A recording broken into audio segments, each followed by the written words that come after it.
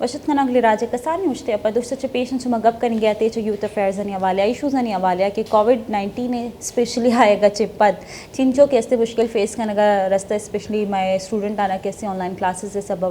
या इन्हीं social life कैसे आज का डिस्टर्ब बिता ये वाले हम गप चने और कोरोना एक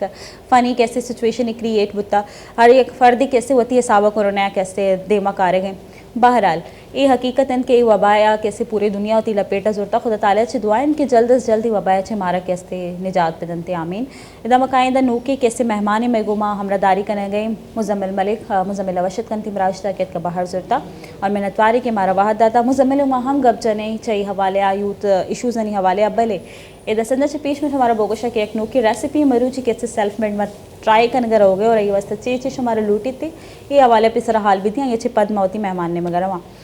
तो हमारा लूटी थी बोनलेस चिकन और आइए तो का कैसे मैं चीची मान को तेगे मैरिनेट को तो मैं हमारा गोशा हाल दें आई तो का मान को तेगे सोया सॉस और विनेगर आइए अच्छी अबीद में मान को था ब्लैक पेपर स्याही चुपतेगी मिर्च मान को था और तुम जैसे सुंडे कैसे कम मोमा पेस्ट बनाए तेगे मान को था ये तो का और हल्का सा बाद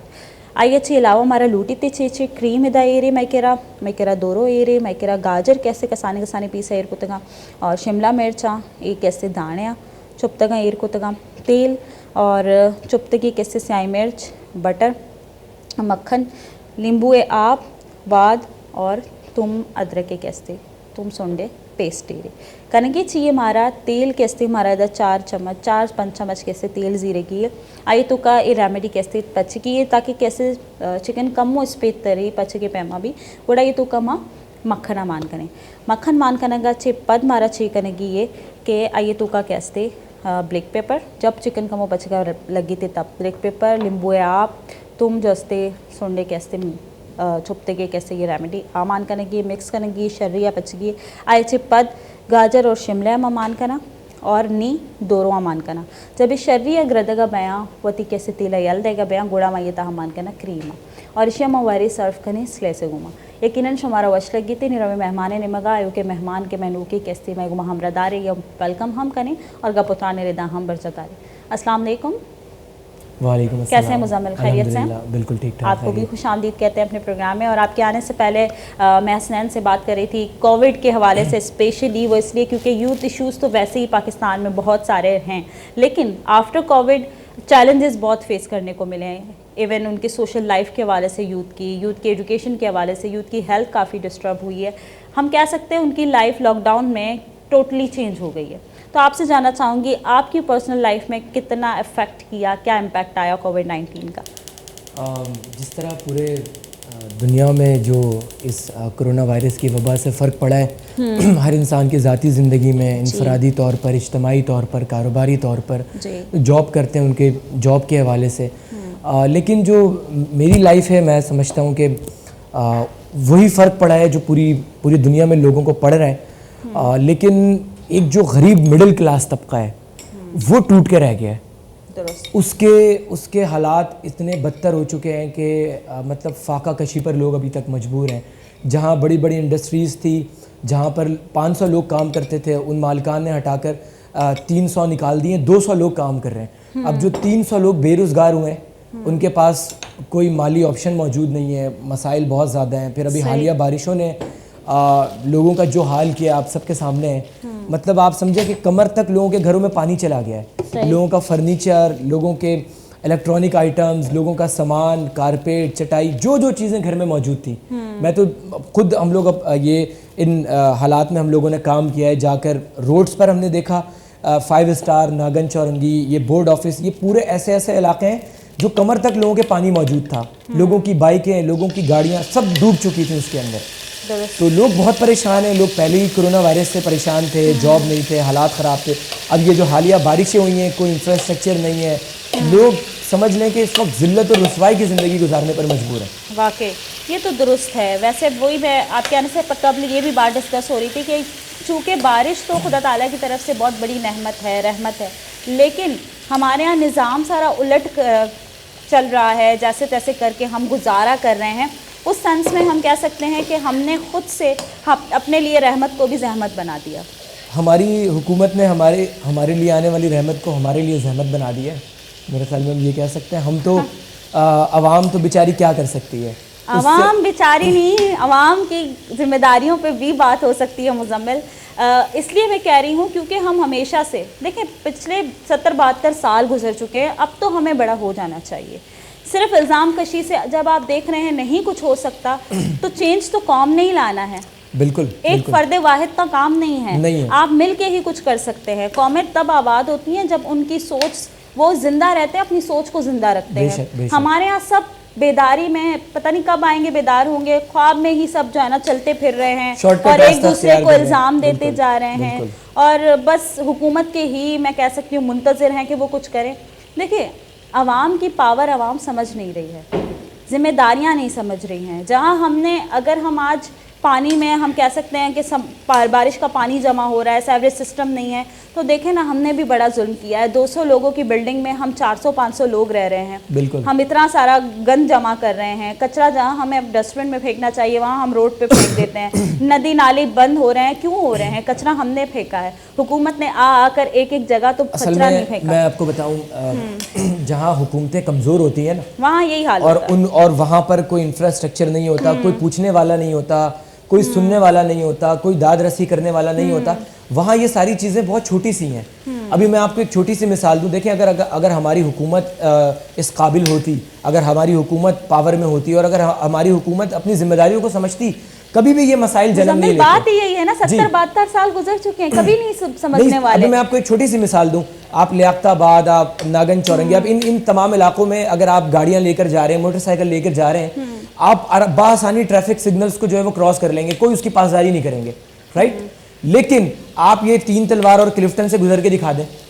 یہ وہی ٹریفک پولیس ہوگی جو قانون پر مکمل طور پر عمل درآمد کرواتی ہے. تو لوگوں کو پتہ ہے کہ یہاں پر قانون سخت ہے اور یہاں پر قانون جو ہے وہ نام کی کوئی چیز ہی نہیں ہے. یعنی ہم نے پروف کر دینا ہے کہ ہم لاتوں کے بھوت ہیں, باتوں سے نہیں ماننے والے, ہم بڑے ڈیٹ ہیں. بالکل, جہاں وہ کہتے ہیں نا اب جیسی عوام ہے ویسے ہمارے حکمران ہیں. تو میرے خیال میں وہی کا بات ہے نا, ہم بھی بڑے ڈھیٹ ہیں. میں ابھی تھوڑی دیر پہلے یہی مثال دے رہی تھی کہ ہم دور کہیں ممالک میں جائیں ہی نہ, ہم ایک ہی ایریا سے دوسرے ایریا کی مثال دیں. تو ہمارے ہاں یہ ہے, عوام نے جو ہے نا وہ باقی ایریاز میں جا کر سپوز ڈیفینس سائٹ پہ جا کر انہوں نے کچرا نہیں پھینکنا ادھر ادھر, انہوں نے ڈسٹ بن نہیں ڈالنا ہے. لیکن ہاں اپنے ایریا میں آئے تو پھر پھینکو بھائی, گلی میں کون پوچھنے والا ہے, کس نے کیا کہنا ہے. بالکل. تو یہ حالات رہے تو ہمارے ہاں تو بہت پرابلم ظاہر ہے کریٹ ہو گیا. اچھا سوشل لائف پہ بھی بات کرنا چاہوں گی. یوتھ کی سوشل لائف کتنی ڈسٹرب ہوئی, کیونکہ ہماری یوتھ ماشاء اللہ چونکہ اچھی بات ہے, میں سمجھتی ہوں یہ پازیٹیو ایک امپیکٹ ہے ہماری یوتھ میں کہ وہ بزرگوں کو بھی ساتھ بٹھاتے تھے. چائے ٹائم پہ آپ دیکھیں کہ بھائی ہر ہوٹل میں رش لگی ہوئی ہے, کہیں کوئی جو ہے نا چاٹ کھا رہا ہے تو کوئی کہیں ریسٹورنٹ میں بیٹھا اپنے دوستوں سے گپے ہانک رہا ہے. پورے دن کی ایک وہ ڈسکشن ہوتی ہے, مرج ہو کر بیٹھ کر, یا پھر شام کی چائے میں ختم ہوتی ہے, یا رات کو ایک گوسپ جو ہے نا ڈنر کے ساتھ ختم ہوتی ہے. تو یہ لائف کافی حد تک ایک طرح سے کورونا کے بعد مجھے دکھائی نہیں دیتی, کیونکہ ظاہر لاک ڈاؤن ہے, سب کو اپنی صحت فرسٹ پریورٹی پہ رکھنی چاہیے. یہ ایک بہت بڑا امپیکٹ آیا ہے. تو آپ کیا سمجھتے ہیں سوشل لائف کتنی ڈسٹرب ہوئی ہے؟ دیکھیں سوشل لائف اس میں بھی 2 طبقات ہیں. ایک طبقہ جو بڑا امیر ہے, وہ یہ ڈنر اور یہ اور وہ ان ساری چیزوں تک بڑا اس کو انجوائے ملتا ہے. لیکن ایک طبقہ جو مڈل کلاس ہے, وہ چاہے یوتھ ایکٹیوسٹ ہوں, وہ چاہے شعبے سے تعلق رکھتے ہوں, وہ کسی بھی فیلڈ کسی بھی جو ہے وہ شعبے سے تعلق رکھتے ہوں, ان کی لائف میں یہ ساری چیزیں سالوں میں ایک بار آتی ہیں. اور یہ بہت زیادہ, کیونکہ ان کی لائف جاب ہے, صبح آپ کو جاب کے لیے نکلنا ہے اور رات کو واپس گھر آنا ہے, اور پھر آنے کے بعد گھر کا کچھ اتا پتہ نہیں ہوتا, سامان لانا ہے, بہت ساری چیزیں. تو میں سمجھتا ہوں کہ ہمیں ان مڈل کلاس طبقوں کے بارے میں بھی سوچنا چاہیے, ہمیں ان مڈل کلاس طبقوں کو بھی لے کر چلنا چاہیے جن کی لائف میں پہلے بھی بڑی پریشانیاں تھیں اور اس وقت تو ان کی لائف بالکل ختم ہو کر رہ چکی ہے. ہمارے کووڈ-19 کے اندر جو ہمارا ادارہ ہے اورنگی یوتھ آرگنائزیشن, ہم نے وہاں پر جا کر لوگوں کو دیکھا جو پہاڑیوں پر رہتے ہیں, جو گلیوں محلوں میں رہتے ہیں, جو کچے مکانوں میں رہتے ہیں, جو بیچارے سڑکوں پر جو ہے وہ سرکنڈا لگا کر یہ جھوپڑی نما بنا کر لوگ آباد ہیں. ان کی زندگی میں کوئی خوشی نہیں ہے, ان کی زندگی میں کوئی سکون نہیں ہے. بارش آ جائے تو ان کو یہ نہیں پتہ ہوتا کہ اگلی رات کہاں گزارنی ہے, گھر میں پیسے نہ ہو, فاقہ کشی ہو, تو یہ نہیں پتہ ہوتا کہ اگلی صبح جو ہے انہوں نے ناشتے میں کیا کھانا ہے, دن کے کھانے میں کیا کھانا ہے. تو ایک بہت ہی زیادہ ہمارے ملک میں جو اکثریتی طور پر جو کچی آبادی میں لوگ زندگی گزارتے ہیں وہ بڑے پریشان ہیں, بڑے بے حال ہیں, بہت زیادہ تباہی کا شکار ہیں. ہم دعا گو ہیں کہ اللہ تعالیٰ ان کے مسائل حل کریں. ہم یوتھ ایکٹیوسٹ آپ ہم سب مل کر کوشش کریں کہ ان لوگوں کی مدد کریں, ان لوگوں کے بارے میں سوچیں, ان کو اپنی زندگیوں کا حصہ بنائیں, زیادہ سے زیادہ ان کو اپنے ڈسکشن میں جو ہے وہ یاد رکھیں, تاکہ اس گفتگو سے اگر کوئی صاحب استطاعت دیکھے تو اپنے ارد گرد اپنے پڑوسیوں میں اپنے جان پہچان میں جو لوگ اس طرح کی زندگی گزار رہے ہیں ان کی زندگیوں میں کہیں نہ کہیں کوئی آسانی پیدا ہو سکے. درست ہے. دیکھیں کوشش تو ہماری تقریباً عوام نے ایک دوسرے کی ہیلپ کی ہے ڈیورنگ کووڈ-19. یہ لاک ڈاؤن کا جو ایک مرحلہ ایک سلسلہ چلا تھا, اور مجھے یاد ہے کئی سفید پوش گھرانے بھی اس میں شامل تھے جو نہیں کہہ سکتے تھے کہ ان کے گھر راشن کی ضرورت ہے, جو خاموشی اختیار کیے ہوئے بیٹھے تھے, لیکن عوام نے ایک دوسرے کی ہیلپ اس سینس میں بہت زیادہ کی کہ کسی کو پتہ نہ چلنے پائے اور کسی کے گھر راشن پہنچ جائے. تو بہت اچھا سلسلہ رہا. یہاں میں سمجھتی ہوں کہ اتحاد اور ایک دوسرے سے یکجہتی اور محبت کا اظہار کیا, اس کے لیے تو اپریشیٹ کرتی ہوں میں یوتھ کو بھی اور پوری عوام کو پاکستان کے. لیکن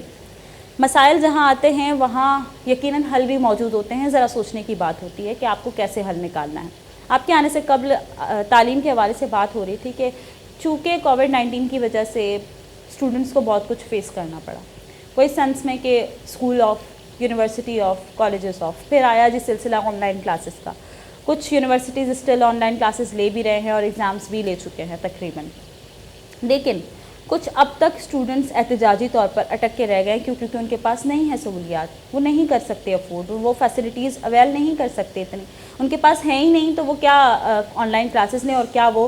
آگے جا کے اپنی تعلیم کو پورا کریں. تو ان کے لیے کیا کہیں گے آپ؟ دیکھیے میں پھر یہی کہوں گا کہ اس میں بھی دو طبقات موجود ہیں. جی جی. ایک کسی بھی ملک میں تعلیم کا نظام برابری کی بنیاد پہ ہونا چاہیے, جو امیر پڑھے وہ غریب بھی پڑھ سکے, کوئی اس میں تفرقہ موجود نہ ہو. لیکن بدقسمتی ہے کہ نصاب میں تبدیلی اس قدر ہے کہ ہر اسکولز کے الگ الگ سبجیکٹس ہیں, الگ الگ ان کے جو ہے وہ کورسز بنے ہوئے ہیں, کوئی آکسفورڈ پڑھا رہا ہے تو کوئی کچھ پڑھا رہا ہے, مطلب پبلشرز میں بھی تفریقی بنیاد پر فیصلے ہو رہے ہیں. تو جب جہاں پر یہ سارے فیصلے ہوں تو اس ملک کا حال آپ سب کے سامنے ہے. جب تعلیمی معیار میں آپ کا بجٹ اتنا کم ہو تو آپ سوچیں کہ پھر ہماری منحصر القوم ہم کہاں جا سکتے ہیں. تو امیر سے امیر ہو رہا ہے, غریب سے غریب ہو رہا ہے. تو ہمیں چاہیے کہ ہم ایسے فیصلے کریں, ہمیں چاہیے کہ ہم ایسے ترجیحی بنیاد پر ایسی چیزوں کو سامنے لے کر آئیں. جو کچی آبادی میں رہنے والے لوگ ہیں, جو جھوپڑیوں میں رہ رہے ہیں, اگر تعلیم کا معیار سب کے لیے ایک ہونا چاہیے, سب کے لیے برابر ہونا چاہیے. یکساں تعلیم کے لیے بہت محنت کی ضرورت پڑے گی, وہ اس سینس میں کہ آپ نے تعلیم کو اتنا بانٹ دیا ہے کہ آپ کو یکجا کرنے میں بہت وقت لگے گا. سر کوئی مشکل نہیں ہے, یہ حکومت کے لیے گھنٹوں کا کام ہوتا ہے. یہ بڑے بڑے کام کر لیتی ہے حکومت, کیونکہ ان کے پاس پیسہ ہے, ان کے پاس ریسورسز ہیں, سب کچھ ہے ان کے پاس. کیا ہے دنیا کی کون سی ایسی چیز نہیں ہے, محکمہ تعلیم موجود ہے, ان کے اربوں روپے کے بجٹس ہوتے ہیں. تو یہ کہاں لگ رہے ہیں؟ آپ سرکاری اسکول میں جا کر دیکھیں, بینچز نہیں ہیں وہاں پر. ابھی گزشتہ دنوں ہم نے دیکھا ایک بینچز کے 28 ہزار روپے کا بجٹ ہے. کون سا بینچ ہے, مطلب کوئی اس میں سونا لگا ہوا ہے, وہ کوئی مطلب خود بخود کام کرتا ہے, بچہ بیٹھتا ہے تو اس کے اندر کوئی بہت زیادہ تعلیم کا رجحان بڑھ جاتا ہے. مطلب 28 ہزار روپے کا بجٹ ہے. تو آپ یہ سوچیں نا, اویئرنیس نہیں ہے. آپ یہ سوچیں کہ ہماری عوام کو اتنا پھنسا کے رکھ دیا ہے بیسک نیڈ میں کہ آپ کی عوام آگے جا کر سوچتی نہیں ہے کہ بجٹ کتنا آ رہا ہے, کتنا اس پہ لگنا چاہیے, ان کے حقوق کیا ہیں, اپنے حق کے لیے ان کو کہاں جا کے آواز اٹھانی چاہیے. اتنے مسائل میں ایک عام آدمی کو, ایک عوام کو, ایک یوتھ کو اتنا پھنسا کے رکھ دیا ہے کہ اس کے پاس پانی نہیں ہے, اس کے پاس بجلی نہیں ہے, اس کے پاس گیس نہیں ہے. وہ جس علاقے میں رہ رہا ہے لائبریریز اس کے علاقے میں بند ہیں, آڈیٹوریمز نہیں ہیں وہاں پر, پارکس نہیں ہیں, صحت سے متعلق کوئی ایسی اسکلز نہیں ہیں کہ وہ کھیلے, اس کے ذہنی نشو نما ہو سکے. صحت سے متعلق آپ جا کر دیکھیں تو ہسپتالوں میں ایسی حالت پڑی ہے کہ جو ایک نارمل گھروں میں بھی نہ ہو. اگر باہر ملکوں کا مقابلہ کریں تو کتوں کا علاج بہتر ہو سکتا ہے. تو ہمارے ہاں اتنے مسائل میں لوگوں کو دبا کے رکھا ہوا ہے کہ ایک عام آدمی تو سوچ ہی نہیں سکتا, ایک عام آدمی تو اس طرف جا ہی نہیں سکتا. تو ہم سب کو مل کر اس کے اوپر آواز اٹھانی ہے, کیونکہ دیکھیں یہ ہم سب کا ملک ہے, ہم سب اس میں رہتے ہیں. اگر مسائل آج ہم فیس کر رہے ہیں تو ہماری آنے والے نسلوں کو بھی فیس کرنا ہے, آپ کے بچوں کو بھی فیس کرنا ہے, ہمارے بچوں کو بھی فیس کرنا ہے, ہمارے بھائیوں کو فیس کرنا ہے. ہمارے آباء و اجداد نے جن مشکلات میں زندگی گزارنی تھی وہ تو گزار چکے ہیں, لیکن اب ہمارا فرض ہے کہ اگر ہم کسی جگہ جاتے ہیں, اگر ہمیں کہیں موقع ملتا ہے, اگر ہم کسی اداروں میں جاتے ہیں تو ہم ان مسائل, کچی آبادی کے مسائل پر بات کریں, تاکہ ہمارے ارباب اختیار کو بھی اس بات کا احساس ہو کہ ہاں بھائی ہماری جو یوتھ ہے وہ خاموش نہیں ہے, وہ شعور رکھتی ہے ان تمام چیزوں کا. تو یہ تمام مسائل آپ سب کے سامنے ہیں, اور یہ تعلیمی نظام تب تک بہتر نہیں ہو سکتا جب تک اس میں سے تفریق ختم نہ ہو. اچھا ایک انفارمیشن یہاں پہ میں شیئر کرتا چلوں. آپ نے بجٹ کے حوالے سے بات کری بالکل کہ تعلیم کا جو ہیلتھ کا جو بجٹ دیا گیا, تو ایک صرف چھوٹی سی انفارمیشن ہے کہ جو ہیلتھ کا بجٹ ہے اس کے اندر جو ہر شہری کے پاس جتنے روپے آ رہے ہیں اس کے اندر وہ صرف ایک فیبرول کا پتا ہیلتھ کے اندر, اور تعلیم کے اندر اس کے پاس 135 روپے آ رہے ہیں ایک شہری کے پاس, اس کے اندر وہ ایک پینسل اور ایک کاپی خرید سکتا ہے. تو یہ ہماری تعلیم ہے. کووڈ-19 کے بعد جو بجٹ پیش ہوا ہے میں اس کی بات کروں. تو یہ تو ہمارا حال ہے, اور ہم یہاں کتنی بھی بحث کریں, کتنے بھی کنکلوژن تک پہنچے, لیکن ہماری حکومت جب تک سو رہی ہے تب تک تو کچھ ہو نہیں سکتا. بالکل نہیں ہو سکتا. ان کو بیدار کرنے کے لیے آپ کو کیا لگتا ہے کہ کیا ایسے اقدامات جو عوام کرے اور حکومت بیدار؟ دیکھیں, ہر پلیٹ فارم پر آواز اٹھانے کی ضرورت ہے. حکمران طبقہ تب مضبوط ہوتا ہے جب اس کی عوام خاموش ہوتی ہے, جب وہاں کے لوگ جو ہے وہ اپنے ضمیر کا سودا چند چھوٹی چھوٹی چیزوں پہ کر لیتے ہیں. تو عوام کو بھی چاہیے کہ ہر پلیٹ فارمز پر اپنے حقوق اور اپنی بنیادی سہولتوں کے لیے جو ہے وہ کھڑی ہو, اور وہ ان ذمہ داریوں کے حوالے سے ارباب اختیار کو بار بار جو ہے وہ کھٹکھٹائے, بار بار ان کو جو ہے وہ بتائے کہ ہمارے ساتھ یہ تمام مسائل موجود ہیں, ہمارے ساتھ یہ تمام پرابلمز موجود ہیں. تو میں سمجھتا ہوں کہ جب ہم سب مل کر اس پلیٹ فارم اپنے پلیٹ فارم پر آواز اٹھائیں گے تو ایک وقت ضرور آئے گا کہ حکمرانوں کو یہ سوچنے پر مجبور ہو جائیں گے کہ اب اگلے الیکشن میں ہمیں ووٹ ہی نہیں ملنا اگر ہم نے یہ تمام مسائل حل نہیں کرتے ہیں تو. لیکن ہمارے یہاں آپ کو نہیں لگتا کہ ہماری عوام کچھ زیادہ ایموشنل پول ہے؟ مطلب sorry, extremely sorry, all are not alike, لیکن تقریباً ہمارے یہاں عوام کو الیکشن کے ٹائم پر صرف ایموشنز کے تھرو ان کے ووٹ کلیکٹ کیے جاتے ہیں. بالکل کیے جاتے ہیں, ایتھکس بنیاد پر کرتے ہیں, ریلیجیس بنیاد پہ کرتے ہیں, قومیت کی بنیاد پہ کرتے ہیں, یہ دیکھتے ہیں کہ وہ ہمارا برادری کا ہے کہ نہیں ہے. لیکن پھر اس وقت تو یہ سارا کچھ جوش ولولہ موجود ہوتا ہے, لیکن 5 سال تک جب لوگ مر رہے ہوتے ہیں, بھوک سے مر رہے ہوتے ہیں, افلاس سے مر رہے ہوتے ہیں, بجلی نہ ہونے کی وجہ سے مر رہے ہوتے ہیں, تو میرے خیال میں اس وقت پھر ان کو سوچنا چاہیے کہ کیا ہماری برادری کام آ رہی ہے. اس وقت ہمیں سوچنا چاہیے کہ ہم جس مذہب کے نام پر ووٹ دے رہے ہیں کیا وہ جیتنے کے بعد ان مذہبی اقدار کو پورا کر رہے ہیں. جس اسلام کی بنیاد پر انہوں نے ووٹ حاصل کیا ہوتا ہے وہ خود بھی اس پر عمل کر رہے ہوتے ہیں. تو ہماری یوتھ کو, ہماری جنریشن کو, ہمارے عوام کو ان ساری چیز کو ضرور سوچنا چاہیے. اور میں یہ کہوں گا کہ ہاں, پہلے کے بنسبت اگر آپ دیکھیں, پہلے کے مقابلے میں اگر آپ دیکھیں تو ہاں ہماری عوام میں تھوڑا سا شعور ضرور آ رہا ہے, تھوڑی سی تبدیلی ضرور آ رہی ہے, تھوڑی سی کوشش ضرور کر رہے ہیں. اب وہ اپنے لیے کہیں نہ کہیں آواز اٹھاتے ہیں, آواز سوال ضرور اٹھا کرتے رہے ہیں, بالکل کوشش کر رہے ہیں, لیکن اکثریتی طور پر متفق بنیاد پر ہمیں ایک ہونا پڑے گا. اور جس طرح آپ باہر دیکھیں, جو ہمارے پاکستان سے باہر کے ممالک ہیں, ہم ان کی مثالیں دے رہے ہوتے ہیں کہ وہاں سڑکوں کا نظام آپ دیکھ لیں, وہاں پر کوئی جو گاڑیاں ہیں وہ اسپیڈ پہ نہیں چلا سکتا, جو ان کو دی گئی ہے لمیٹیشنز اس پر عمل کرتا ہے, وہاں پر کوئی کچرا نہیں پھینک رہا ہوتا. یہ ساری مثالیں ہم دے رہے ہوتے ہیں اپنے ارد گرد. تو ہمیں یہ بھی دیکھنا چاہیے کہ وہاں پر فیصلے کس بنیاد پر ہوتے ہیں. وہاں پر جب ووٹ دینے کی باری آتی ہے تو پھر ہم ووٹ کس بنیاد پر دیتے ہیں. ہم تو وہاں پر وہ جو پارٹیز ہوتی ہیں, وہ جو کینڈیڈیٹس ہوتے ہیں, ان کے 10-10 سال کے ایجنڈیز پر بحث ہوتی ہے. پہلے ان سے پوچھا جاتا ہے کہ بھائی اگر آپ جیت گئے تو آپ اپنا منشور بتائیں کہ ان 10 سالوں میں ان مسائل کو حل کیسے کریں گے. لیکن ہمارے یہاں نظام یہ ہے کہ جو ایم این اے, جو ایم پی اے, جو یو سی چیئرمین, جو یو سی ناظم الیکشن سے پہلے آپ کے